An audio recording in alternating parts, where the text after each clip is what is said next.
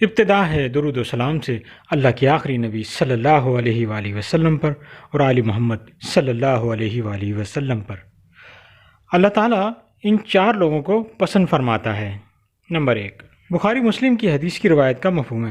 حضرت ابو ہریرہ رضی اللہ تعالیٰ عنہ سے روایت ہے، اللہ جس بندے کو پسند فرماتا ہے تو اللہ جبرائیل علیہ السلام کو آواز دیتا ہے اور آسمانوں میں زلزلہ آ جاتا ہے اور سب فرشتے بے ہوش ہو جاتے ہیں، اور پھر اللہ کے ہی حکم سے سب سے پہلے جبرائیل علیہ السلام کو ہوش آتا ہے، اور پھر اللہ تعالیٰ جبرائیل علیہ السلام سے فرماتے ہیں، اور پھر جبرائیل علیہ السلام فرماتے ہیں ہمارے رب نے کیا فرمایا، اور پھر جبرائیل علیہ السلام خود ہی فرماتے ہیں اللہ حق ہی کہتا ہے۔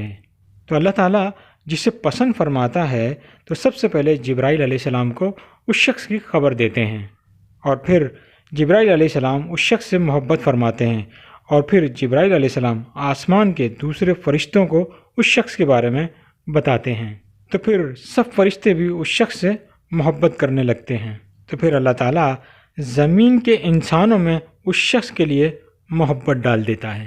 اور نمبر 2، اللہ جسے پسند فرماتا ہے اسے ایمان کی دولت عطا فرما دیتا ہے۔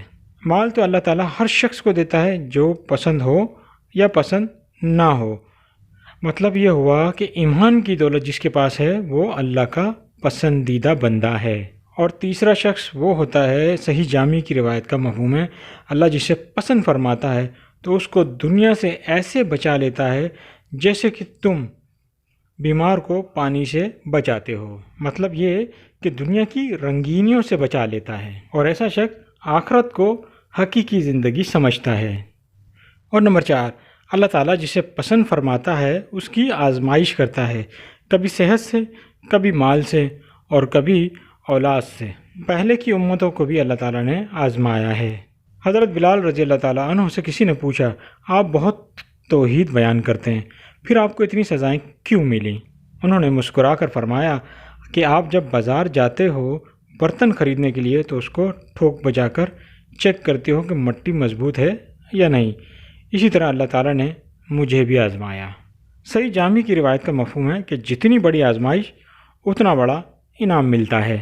نبی اکرم صلی اللہ علیہ وآلہ وسلم اللہ کے آخری نبی ہیں اور اب کوئی نبی نہیں آئے گا، تو کار نبوت کے صدقے اب یہ ہماری ذمہ داری ہے کہ ہم اللہ اور اس کے رسول صلی اللہ علیہ وآلہ وسلم کے احکامات دوسروں تک پہنچائیں، تاکہ اپنی زندگی کو ہم اللہ اور اس کے رسول کے احکامات کے مطابق گزار سکیں۔